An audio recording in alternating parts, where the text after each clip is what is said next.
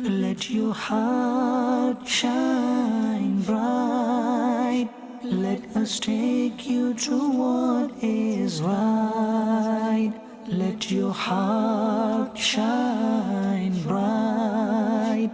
Let us take you to what is right. Alhamdulillahi Rabbil Alameen wa salatu wa salamu ala Sayyidil Anbiya'i wal Mursaleen. Amma ba'd fa'a'udhu billahi minash shaitanir rajeem. Bismillahir Rahmanir Rahim.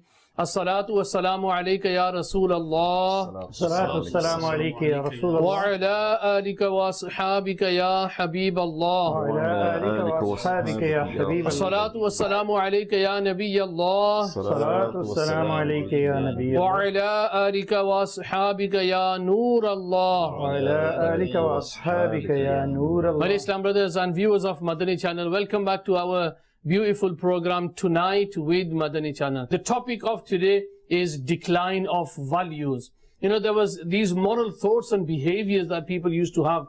Honesty, respect, caring, having sympathy, all these kind of tolerance.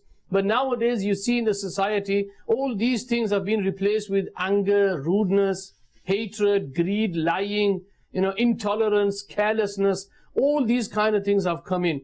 The question today that we all need to ask ourselves is, what went wrong? Where are we going wrong? And how can we try to bring them old things back again? Even with our religious values, family values, we're slowly we're losing everything. I just want to mention one quote, and then we'll go to, mashallah, our guests today. It says that this quote was written in the Los Angeles Times, and it says, the family used to be a refuge from risk. Today it is the epicenter of risk. And increasingly families are a source of risk as well. Allah. Where people, when they were having these kind of problems, they would go to the family and they would find, some solutions. But nowadays when you go back to the families, instead of getting solutions, things are getting really bad. MashaAllah, we've got Harun Bhai with us, Alhamdulillah. He was trying to press the button on the laptop, but we stopped him. Harun Bhai is there, MashaAllah. Khalid Bhai, Subhanallah, is normal. Yeah, go any buttons, MashaAllah. And Tawfiq Bhai today as well. Khalid Bhai, inshallah, we'll start off with yourself. Like you said, it's a shame that society has broken down, moral values have gone down. And just to give one example, like you were mentioning, that when I was younger, if any youngsters wanted to do anything wrong, or they were doing anything wrong, or they were going to a place where they shouldn't, they'd be looking left and right, making sure nobody was seeing them. Yeah. And I remember that a lot of youngsters used to go into the back rooms of places where they sell alcohol. They used to go into the pubs and they used to go in the back rooms, close the curtains and play pool and snooker there. But they were scared that if anybody saw them, and they'd make sure they'd sneak in and they'd sneak out. But now nobody cares. Now openly people are doing these things, openly sitting on the streets, drinking alcohol, openly sitting on the streets and fornicating, openly committing all sorts of sins. The hadith comes to mind where the Prophet of Allah said that if you have no shame, no haya, do whatever you want. Allahu Akbar. And that's what's happened, Afsab, that we've lost that haya. We've lost that haya, and as a result of that, we don't care anymore. You hear so many times on Madani Channel, what will people say? What will people say when you have a beard? What will people say if you wear the Imam Sharif? What will people say if you're reading Mazi? But never once does anybody now think, what will people say if I commit this sin? Because they don't care anymore. They don't care anymore. They don't care one iota what anybody is doing, what anybody says about me. If I'm drinking alcohol, so be it. Everybody knows who the alcoholics are in the community. Everybody knows who the fornicators are in the community. Everybody knows who the drug dealers are in the community. They don't care, and people don't care either. And the thing is, all these things you mention is what society has accepted these things. It's become norm, hasn't it? It's become the norm now that if he's doing it, he's doing it. So what? And we ourselves turn a blind eye to it. We don't. I think the problem is one that person doesn't think he's doing any wrong, and now we don't think he's doing any wrong. The majority of people think, it's normal now, isn't it? Everybody's doing it. Everybody's doing credit card fraud. Everybody's doing insurance fraud. Everybody's doing claims fraud. Everybody's doing it. So what's wrong if I'm doing it? Everybody's doing lottery. So what's wrong if I'm doing it? Everybody's selling alcohol. So what's wrong if I do it? Everybody else has got girlfriends and boyfriends. So what's wrong if I do it? And this becomes like acceptable. When something becomes acceptable, then it's harder to cure that problem. Hafsab, I'll actually do a different style. I want to pose a question. Are moral values really declining? Khalid Bhai is probably is the youngest in the room. MashaAllah. May Allah bless him, long and healthy life. I'm the oldest in the room. I know, I'm just saying that's a joke. I wish. MashaAllah. I wish I was. You put a smile on his face.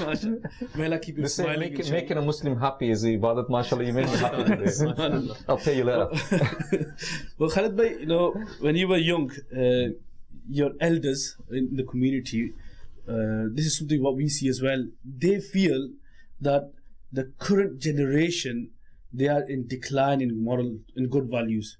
Yeah, that's what, like a snapshot of what Khalid bhai gave earlier on as well. But if you look up, if you go, you know, some years back, a few decades back, when these elders were youngsters, their elders used to say the same thing as well. Okay. And it carries on. In fact, if you look at the Islamic literature, you'll find some, you know, scholars back about 1,000 years ago, when they talk about that current era, they will say that what's happening in our time, that's not happened before. So if you look at it, No, I know, I agree with you, Tufi, but at the time of the Prophet ﷺ, when the signs of the Day of Judgment were given, the companions at that moment thought that we can see some of the signs. So I agree with you that, you know, each era thinks moral values are declining. But I'll give you one example, all right? When I was at school, I remember they used to call it 4th year and 5th year, now it's year 10 and 11 or whatever it is, yeah? And we were in the 4th year or 5th year, and there was one lad, yeah? And he claimed that he knew where to get drugs, yeah? Wow, yeah? He knows where to get drugs, he knows how to get drugs, yeah? And afterwards you realize that he was just blagging, he was just, you know, showing off. He didn't really know. But So now, he was the hard in it, that's what it now was. what's happened is they're selling them inside the schools and everybody's selling. So I think, you know, yes, every generation will say this is a worse generation than last. But I don't think we should say to ourselves that, you know, that the generation is not getting worse. It's a norm, it's been continuing. Every generation is worse than the last. Obviously, from the time of the Prophet ﷺ, that was the perfect generation. All generations have anticipated that this is the, you know, these are the signs of the Day of Judgment. These are the signs of the Day of Judgment. I agree with you that every generation will say that this generation is worse than the last. But I think every generation is worse than the last. I think as time is going on, our values are slipping more and more. We're going further and further away from the deen.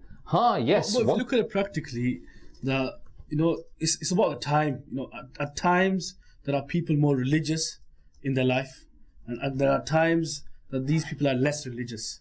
So in the period when they are less religious, that's when all these. But Tawfiq, taking it back here. No, but I think I'm sorry. Yeah. I think we live in a lot of us live in a bubble. We keep on saying this. Me and Harun Bhai have said this many times, that a lot of the people that are watching Madani Channel now, a lot of the people that are associated to Dawah Islami now, think, mashallah, you know, everything's fine. You know, we're going to the masjid, we're reading namaz 5 times a day, we're fasting during the month of Ramadan, we're paying our zakat, we're going on Hajj, alhamdulillah, we're trying to go on Umrah as often as possible. Alhamdulillah, it's a beautiful generation, it's a beautiful time. It's because we're in that bubble. And I think the problem is because we're in that bubble, we don't realize what's happening out there. And I think if we realize what's happening out there, there are many, many people. If there is one person reading his namaz 5 times a day, there's probably 100, if not 1,000 that aren't. If there's one person fasting during the month of Ramadan, there's probably 100,000 that aren't. If there's one person that's performed that farz, that is hajj, the hajj that is farz upon him, I hope I'm wrong, and I hope that you can prove me wrong. And I pray to Allah Azza wa Jalla that day comes where I am wrong, that the majority of the people aren't performing the hajj that is farz upon, aren't paying the zakat, aren't fasting during the month of Ramadan, aren't reading the namaz. And as a result of that, not only that, these are the farda upon us, all those other things that we mentioned, the moral values that Hafiz al-Faqat mentioned, I think this society now has got a lot worse. And, you know, he talked about the home, and sorry, I'm speaking fast because time's very, very short, but I remember someone saying to me, and this was about 15 years ago, and I think this is still up to date, that he said that if the parents give the children full time, then that child has a chance. If the parents don't give the children full time, that children has no chance. And I think, you know, we cannot deny the fact that throughout the last 20, 30 years, in fact, these weren't here 20, 30 years ago. Drugs weren't as prevalent as they were 20 years ago. The sins of social media weren't as prevalent as they were 20 years ago. So, you know, shaitanic weapons are increasing. The question is are we as Muslims, you know, fighting these weapons of shaitan? Are we active in, you know, trying to resolve these issues? MashaAllah, I think Harun Bhai is Sorry, Harun Bhai. He was doing his research there, so we'll try to get Harun Bhai in, inshallah. I do apologize. Let's see, there is the line clear. It's a topic that I think is a topic that's close to all of us, and I think if any one of us start, then we're not going to stop, are we? It's one of those things like that we you said, realize. you could do a whole series. Yes, we can do a whole series, and time is very short today. Bismillahir Rahmanir Rahim. I think I'm going to start with an ayah Mubarakah from the glorious Quran. What it says is that the shaitan threatens you with poverty and orders you to immorality. Now, the difficulty here is, if one looks at the old times, the people were very simple. So they had a simple thought process.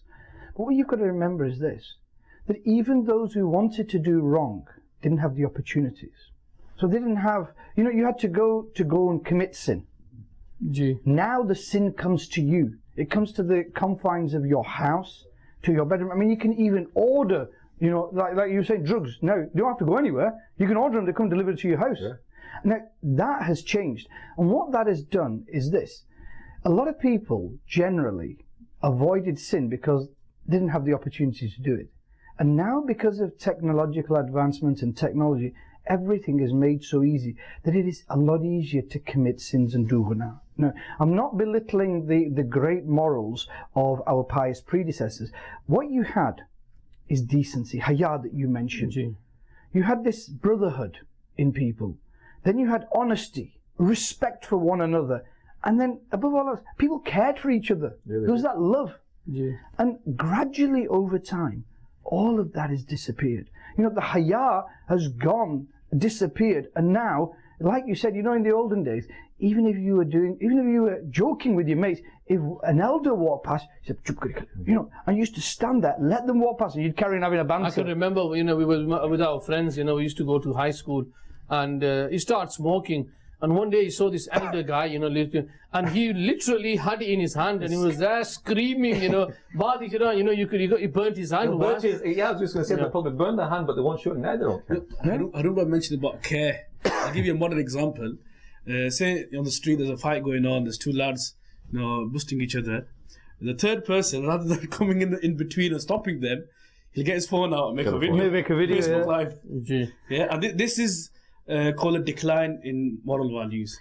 We've lost our touch. When we were young though, we lived on a terraced house on a small street, and everybody knew everybody, and everybody helped everybody. My father was a mechanic, there was an electrician, there was a plasterer, there was a plumber, and they'd all do each other's bits and bats, and there was, them days that doors were never closed on the house, people were coming and going.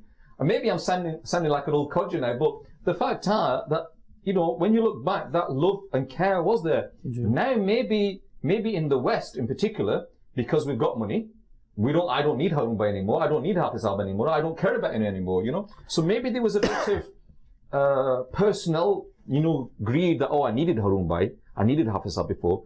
But whatever it is we seem as if we don't need each other anymore. We don't care each other anymore. So I'm going to ask you a question, because you remember our Buzurg, the elder generation, who a lot of them, may Allah raise their ranks and forgive them, and they've kind of passed away. But they had little knowledge of Hafiz. Like, I still remember, that when they sat down to eat roti, it was Bismillahir Rahmanir Rahim. They acted upon that knowledge. And then they ate with 3 fingers. I still remember, and this is no joke, that at the end when they finished, they used to clean their plate, they used to put water in it, they used to drink it, and then they used to do dua as well. Their knowledge was little, but they acted upon it. Today we have, you ask the youngster about fiqh, and he'll argue with you for an hour, and then the azan's called and he'll walk that way and this is the problem. The other thing that you said, optimism, is another thing that's gone. Our Buzurgani, our pious predecessors as well, but our elders generally, they were very optimistic. Allah better karsi. You used to see that. Yeah. Today, it's doom and gloom. There's no empathy. If Tawfiq Bhai is suffering, there's nothing to do with me. And in those days, if Tawfiq Bhai is suffering, I couldn't sleep at night. I would go home and say, Allah Ta'ala us par karam ka. I would pray for him and everything else. And that's disappeared. And then say, for example, tolerance. Say if you did something. In the olden days, it doesn't matter. He's my brother. It doesn't matter. And the example you gave was in Ramzan. Your chachas and everybody used to get together. So we'll get one big meeting and we'll have all our little thing, and that's it. Walk away with an empty heart. That doesn't happen anymore. No, there is zero tolerance. So you get people who, 3 years ago. Why is there zero tolerance? Why? Is it because it's me, myself, and mine? I don't need to know you anymore. It's my life, my business, my rules. I've got the answer to that. That does play a role. That is the way the life's going now. In your own street, you could be living in that same house for 20 years, not really speak to your neighbours, not ask them how they get. They can die and you don't know about it. Yeah. You see, I think my theory is, all it is a theory. But what we've gone from is a society that was based on an Islamic society of brotherhood, where people cared about each other, to now being dominated by our desires and primarily money. Now, the only thing that makes my eyes light up is not seeing Tawfiq Bhai, walking down the street with a nice jubba on. And that was what the old time was. Yeah. Somebody comes to your house, Yaqeen kare, in the olden days, people used to think, Yaar, Allah Ta'ala ni rahmat hai, bring out everything and, everything you can do. And car wale rushing about and thinking, this is great. Today, it's all about money. If Tawfiq Bhai is a millionaire and he comes to my house, I'll roll out the red carpet. And if my next door neighbour is poor, I don't want to know him. And that, now the world evolves around money. If your next door neighbour does come inside your house, you want him to leave soon as possible. Yeah. Just talking about neighbours, I've just found out that we had a neighbour, the only way I found out he banged into my car. And the thing is, we need to be honest to ourselves, because and I've realized that it was my fault. I've never, when they came round, knocked on the door, that sorry we did this, and I goes, look, no problem, I never knew you would be here. So maybe, but the problem is, what is this? We haven't got much time. I'm just What is the I'm just solution? going to come to that, because one of the important things is that the Buzurgan Deen said, the pious predecessors say, and we sort of emphasises it time and time again, is bad company. Gee. Bad company corrupts. Now, a lot of people who are listening to us have heard this many times, and they think, well, my friends or the people I associate with aren't bad. What actually we miss is the definition of bad company. We think that bad company is my mate. It isn't anymore. 20, 30 years ago it was. Now my company is this, my company is this, and this is what I need to do. I filter my mates out to make sure there's nobody wrong there, but I don't look at what I'm doing here. Now, I spend more time on these than I do with my friends. So if I start to filter these, that's when I'm going to change my mind. At this moment in time, there'll be parents who will be watching as well. Surely there must be a responsibility on the parents. I'm just going to give you an example. We say sometimes, okay, why is it that our children are doing this? Why is it they've got the bad friends? It's the bikes. They've run out of bikes in the local stores where they never used to sell them before. Now, the other day I was going to a Madani Mashwara, and I was a bit further away from home, and I saw two young lads, they lived on my own street, and they were riding their bikes, no helmet on, nothing, khuda na hasta, something went wrong, and these were little kids. And you think to yourself, where are the parents? Do they not know? So there'll be parents out there, their kids must be outside doing something wrong. Even if they're not doing anything wrong, they've given them the azadi. I think that's where the other problem is. I think you're being nice there by giving the example of bikes, because the reality is they're way beyond that. And this is a very important point that you make. Look, when we were young, the reason that Allah Ta'ala na karam, Nabi Kareem sallallahu alayhi wa sallam said, our parents were, is because, there was a time where you go out at this time, you play football, we know where you are, and you come back home, and if you're 5 minutes late, it was like they came out looking for you. But you know what, nowadays parents, what they say is, oh, boom, you don't have to be overprotective. But I think, there is time that we need to be getting overprotective. I think in some ways we have become overprotective, on the flip side of it, because, we used to play outside, football, cricket, cycling, everything. Things weren't as bad as that though, Khalid. Well, maybe they were bad, maybe we just didn't realise. But I think what was very important then that I'm not seeing now is that my father, if I ever annoyed my father when I was young, it was because I came home later than I told him, and I didn't tell him where I was. Them were the two things he always insisted on. I need to know where you are, who you're with, and what time you're going to be back. That's all he asked me, right? And I remember that once as a youngster, he said to me one day that, tell me the name of your friends, and I told him.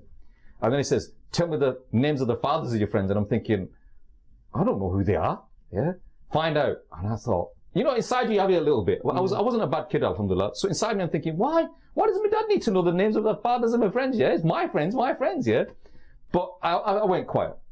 And one day I sat with my mates and I said, oh yeah, maybe my dad knows me, or just trying to get the conversation that way to get it out to them. And I got all the names out. You had some homework to do. I had some homework to do. So I come home and I said, Abba, do you remember that day? Yeah. And I told him the names. And he listened to all the names and he said, this particular kid, his father's name is this, I don't want you hanging out with him. I thought, Mera dost hai, what's, my friend, innit? What's wrong? And he said, no, I don't want you. And luckily I listened to him. But he was looking out for me. I didn't realize until many, many years later that family wasn't a good family. It wasn't a good character family. They'd been in and out of jail. And even in them times, and we're talking back many centuries ago now. Even in them times, they were in and out of jail because of drug dealing. So my father was protecting me. Do we do that nowadays? No. But the thing is, why do we not do that though? Too busy. Ask yourself, Officer, we're too busy. I think we do. You know this But protection. Alhamdulillah, sorry, Harun. No, carry on. You know, even in the being in the Madani environment, Madani Mahol, even if I'm sat here, you know, what stops me is the mobile phone. You know, why can't you ask? But do we? No, I'm saying, yeah, I do, yes. The solutions are there. That you know, you can ask your children. You've got the mobile phones to know where your children. But do we? Do we know what our children's likes are? Do we know what our children's dislikes are? Do we know what our children's friends are? Do we know what our children are up to? You know, all we know is that they're coming home with a £30,000 sports car, pocket full of money, and we're thinking, mashallah, my son's doing well, yeah? And he's selling, you know, I don't know, clothes on a market stall. I'm just going to come back to what you said about being protective. I think that we have now, although we're protective over the wrong things. Yes, I agree. We've missed the focus. You know, in our times, you will remember, we walked to school. We walk back. We walk to madrasa, we walk back. We had to do our own things ourselves. These days, we're protective. We had Saturday jobs and we had, you know, it gives a reality check.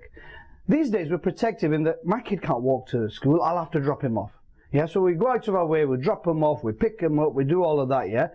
But when it comes to time to protect him really from the bad company, we said, Joe, come back, but make sure you're back by 12.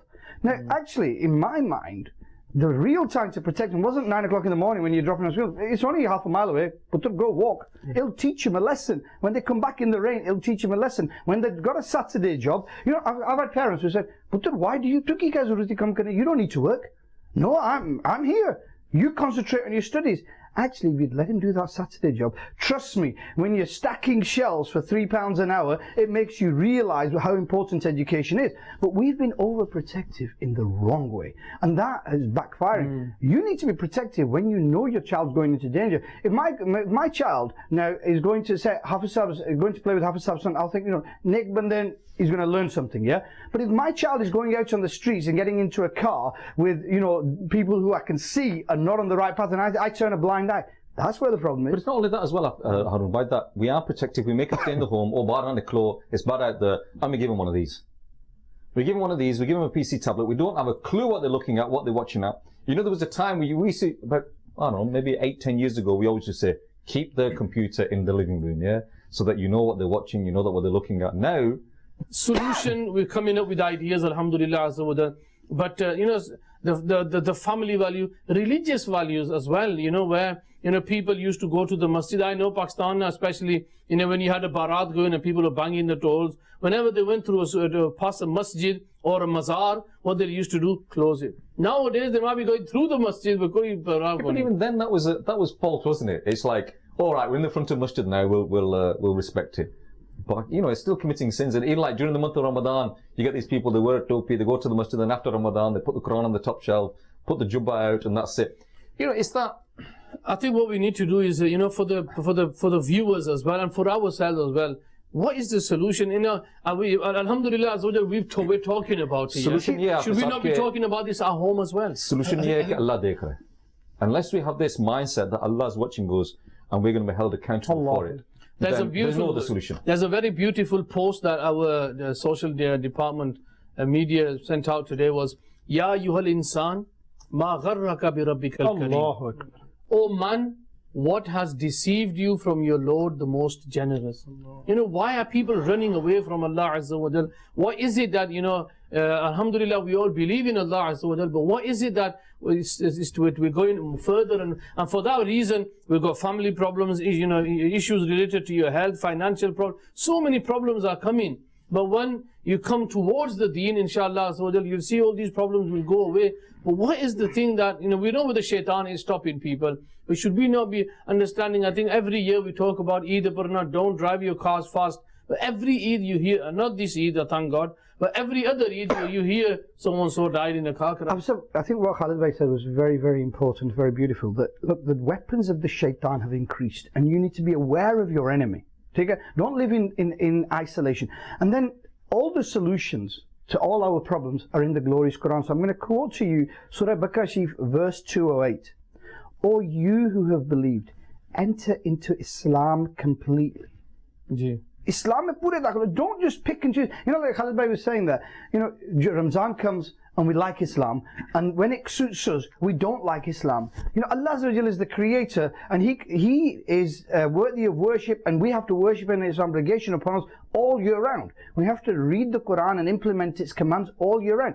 It isn't a pick and choose thing, where when it suits you, because that's not worship, to be truthful. That's you trying to find some peace and tranquility. You know, if you like it, if it pleases you, you do it. Then you're not worshipping Allah Azza wa Jalla for the sake of Allah. You're worshipping because it gives you the pleasure. You know, you're worshipping Allah Azza wa Jalla for your own pleasure.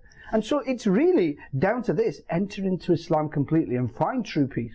I think, you know, looking at the solutions, the first step is to realize that you are Wrong. in the wrong.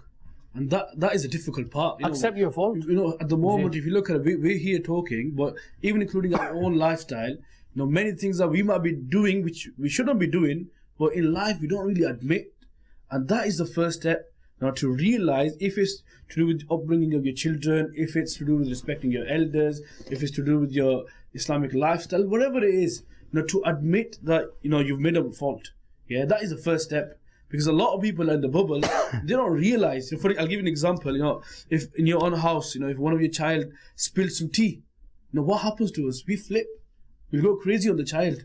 Yeah, where's that value? Where's the moral value? You know, for example, if you harm the child, for example, you know, what effect that could have on the individual? Yeah, whereas that tea is not gonna come back on the cup again, is it? And tea, if it's spilled, it's spilled. Yeah, you'll have to clean it anyway. But we need to realize, you know, our behavior, our lifestyle is not right, and to move forward, we have to set some standards for ourselves.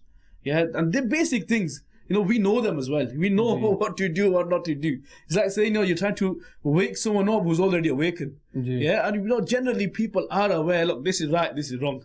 No, we don't live in jungles here. People are aware of the good values as well. But it's a time that you realize, and on a personal level, set a standard. Look, if this happens, I won't do this now. If this happens, I won't do this. Set 4 or 5 standards for yourself. Like the previous examples Harunba was mentioning, were the elder people in the previous generation. How strong they were in following the Sunnah of Prophet Sallallahu Alaihi Wasallam. The reason they were so strong, and you know, they had that istiqamat in acting upon the beautiful teachings of Islam, is because they had that standard in themselves. What Tawfiq Bhai was saying is that unless we have, unless we don't realize what we're doing is wrong, that's not have the problem with, well, I'm alright, Jack, everything's okay. I read my namaz occasionally, yeah, but what's wrong if I make a little bit of money on the side doing this, on that? Because we don't realize it's wrong. And what's happened is now is society has changed to such an extent that 20, 30 years ago, things that were wrong are now accepted in society. So many things that were never taught in schools 20, 30 years ago are now becoming the norm taught in schools now. And so our whole perception has changed. And the first thing we should realize is that Sharia doesn't change. Yeah? So in a society, if something becomes acceptable, it doesn't mean to say it's acceptable in Islam. And I think that is where we're making a mistake. Well, everybody's doing it, so it's okay. Everybody's doing this, so it's okay. Well, it's not. And I think that's the first thing that we need to realize. Harun Bhai said early on that we have the knowledge, but maybe the biggest problem is we have the knowledge, but we're not acting upon the knowledge. Tell me, all of you that are watching now, I don't think there'll be a single Muslim out there that doesn't know that namaz is farz upon them, doesn't know that fasting is farz upon them, doesn't know these things that are farz upon them. However, they're still not doing it. Why? Because they've lost that fear of Allah Azza wa Jal, they've lost that awareness. And like I said early on, they've lost that haya, where the Prophet Sallallahu Alaihi Wasallam said, you lose your haya, do whatever you want.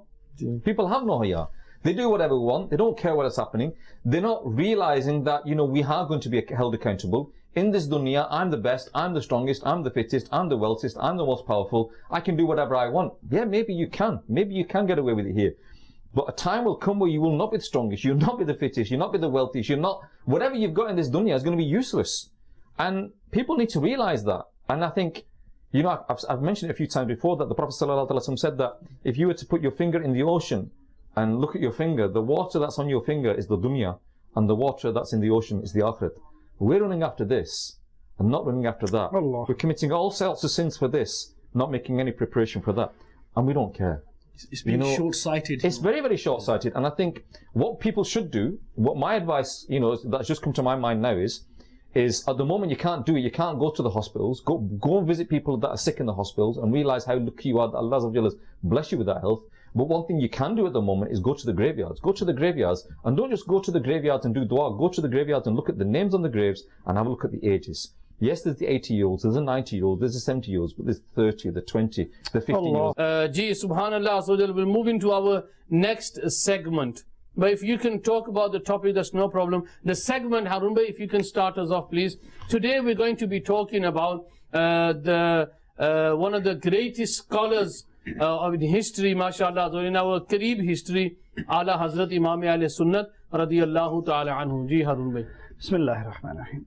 Really, Hafsab, if somebody has really dominated the past 100 years in terms of the teachings of Islam and getting the message to the Ummah of Nabi Kareem sallallahu alaihi wasallam, and really shining the light on the real Islam, and when perhaps there was a lot of falsehood being spread, and there's only one hasti that comes to mind, and that is Ala Hazrat Imam Ahmad Raza Khan alayhi rahmatur rahman. Now, what you've got to remember is that the era that Imam Ahmad Raza Khan alayhi rahmatur rahman came in, at the time the Indian subcontinent was being taken over by certain people, and it was a very difficult time. A lot of falsehoods were being spread, people were losing connection with the deen, and there were so many false schools of thought going around, and people were just making things up as they went along. And so it was a time where, as you know, the great pious predecessors had predicted, that every so often you get somebody who's called a mujaddid. And a mujaddid is a reviver. And Nabi Kareem sallallahu alaihi wasallam gave glad tidings to the ulama of his ummah, saying they were like the prophets of Bani Israel. So this is how amazing they were. Now, from time to time, when people started to lose the message, and when people started to struggle to get to the truth, Allah Azza wa Jal sent people to clarify the glorious Quran and the Hadith Mubarakah. And when I say clarify, the Quran is amazing in itself and it is perfect, and the Hadith Mubarakah are perfect as well. But our interpretation of it can falter because of the people that interpret it. So all the time you need somebody to teach you. Now the teachers were lacking, and at that time there was a big problem. So one man stood up in the face of this, and Allah Azza wa Jalla blessed him. And you know, Ala Hazrat Imam Ahmad Raza Khan alayhi rahmatur rahman was truly blessed. There are certain people who are blessed from birth. Can you imagine somebody of that age? And you know, Nazra, these, for those people who've got children, if your child is on the Madani Qaida, I know my youngster's halfway through and he's 6 at the moment. So maybe Madani Qaida by about 7 or 8, and then maybe Nazra by about 10 is about average. Would that be about right?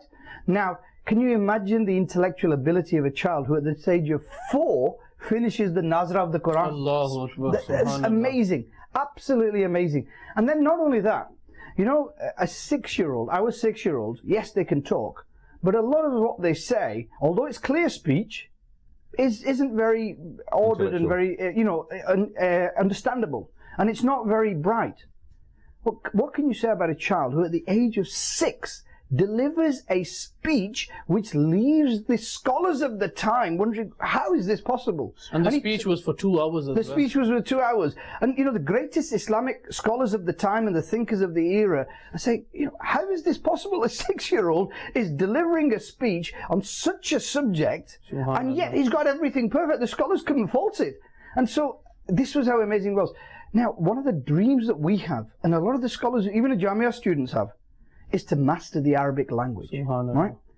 And you know, they spend years doing it, and even some who have been through the 6-year Dars Nizami, when it comes to actually mastering the language, they can read the books and they can interpret them, and they'll sometimes sit there. I remember Mufti Qasim Saddam Barakat Malaliya saying, you know, you won't be a great scholar if every time you find a word you have to go back to the dictionary and look at it. So you want to be proficient in the Arabic language.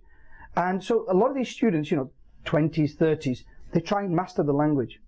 Well, Allah has mastered Arabic at the age of 8 years. So how amazing is that? At the age of 8 years, we're barely learning our own language. Yet to master another language is absolutely amazing. And then, you know, astonishingly, he then goes on to look at the age of 13 years, 10 months, and 4 days. He then starts to master sciences and look at different things.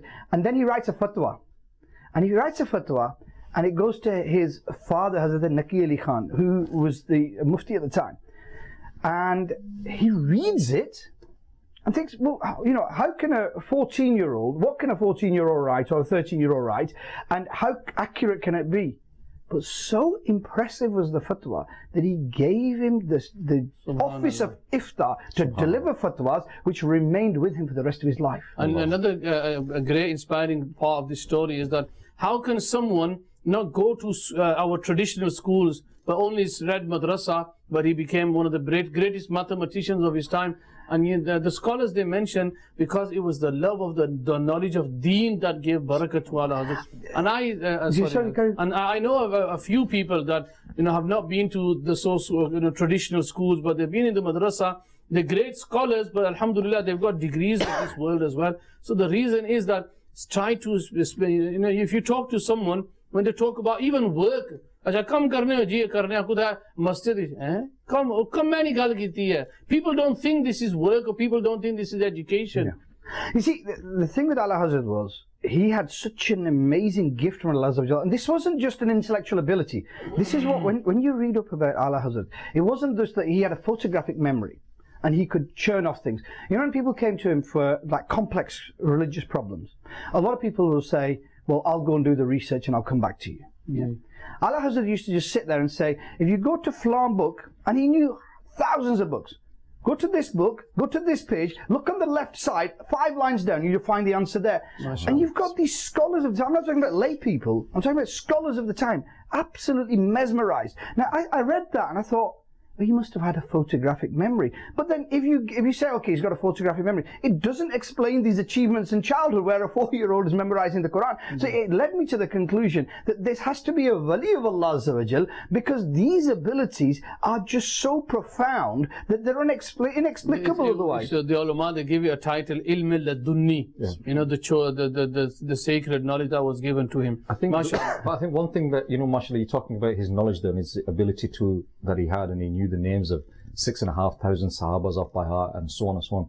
But one of the things that Allah Hazrat did, I mean, if you look at anything that he did, and if anybody just did one of them, they'd be remembered. But he did so many things. But one of the things that he did is, and he's continuing to do, his teachings are continue to do, that at the time that when Harun Bhai mentioned, were the people there, they were trying to remove the love of the Prophet of Allah sallallahu alaihi wasallam from people's hearts. Throughout his life, whatever he did, whatever books he wrote, whatever poetry he wrote, whatever Quranic Pak translations he did it with the intention to instill the love in the hearts of the Muslims around the world. And to this day, when people read his kalams, when people read his poetry, when people read his Quran translation, whatever they read that on the basis of Allah Hazrat, his basis of Allah Hazrat was to live his life according to the Quran and Sunnah, uphold it, and to instill it in the lives of people as well. You see, what Allah Hazrat did is he taught us something that the Ummah has lost at that time. And what we'd lost is this. People were coming along and they were picking up the glorious Quran and they were saying, this is the Ayah Mubarakah and this is what it means. And they were using their own intellect to interpret it. When it came to a Hadith Mubarakah, they were coming along and, you know, I might interpret it different to you, to Khalid Bhai might different to Tawfiq Bhai. What Allah Hazrat did was said, hang on a minute, what are you doing? How dare you do that? The way to do this is to see what Nabi Kareem sallallahu alayhi wa sallam said about this ayah Mubarakah, what context it was in, what the glorious Sahaba Ikram said, what the Tabi'een said, what the Taba Tabi'een said, what the Buzurgan ad-Din said, what Hazrat Imam Hanbal rahmatullah alayhi, Imam Abu Hanifa rahmatullah alayhi, Imam Shafi rahmatullah alayhi, Imam Malik rahmatullah alayhi said, what did Sayyidi Ghusi Azam say about this? Who are we to interpret this? Go back to all these Buzurgan ad-Din. And the scholars write, I've got it in front of me, that 1400 years of Islamic treasure of knowledge Allah Hazrat tried to memorize. You know, he tried to memorize. So if you said to Allah Hazrat, what does this ayat mean? He didn't say, well, I think it means this. No, he was such an amazing scholar of the deen of Nabi Kareem sallallahu alaihi wasallam. He said, look, if you go to this book, Nabi Kareem sallallahu alaihi wasallam said this, the Sahaba Ikram said this, the Tabi'in said this, and he referred back with references. So he put the ummah back in touch with the love of Nabi Kareem sallallahu alaihi wasallam. I think, mashallah, beautifully done, Harun Bhai, subhanallah, say just bait subhanallah. Allah Hazrat is a topic which you get me on. I just want to finish off with one thing, the last message, because I think I've come to the end of the few minutes we had for it. You know, I've just explained one little glimpse of an introduction of Allah Hazrat.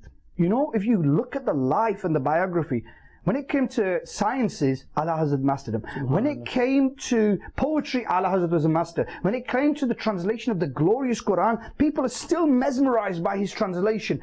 Every field that you went to, yaqeen karenke, even from astronomy to astrology, Ala Hazrat was the proof for that. If somebody wanted to know the real situation, a real academic, position, they turn to the books of Allah Hazrat, and there are thousands As the of them. poet says, just something sikke bitha diye. Allah. Subhanallah. And I want viewers of Madani Channel, every week inshallah we're going to be talking about a personality, and inshallah as well I'm going to invite you to download the booklet of Amir al-Sunnah about biography of Allah Hazrat, many other booklets on the seerah of this great personality. So please read that booklet, read it at home as well. Now sorry, there's one other thing that I forgot to mention.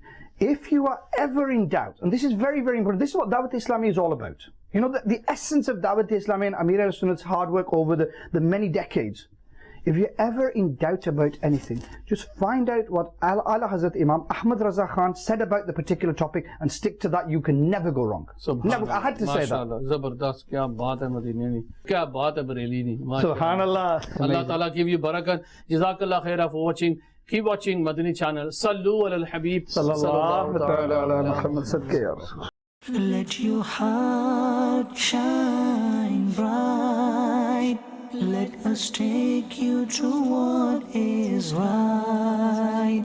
Let your heart shine bright. Let us take you to what is right.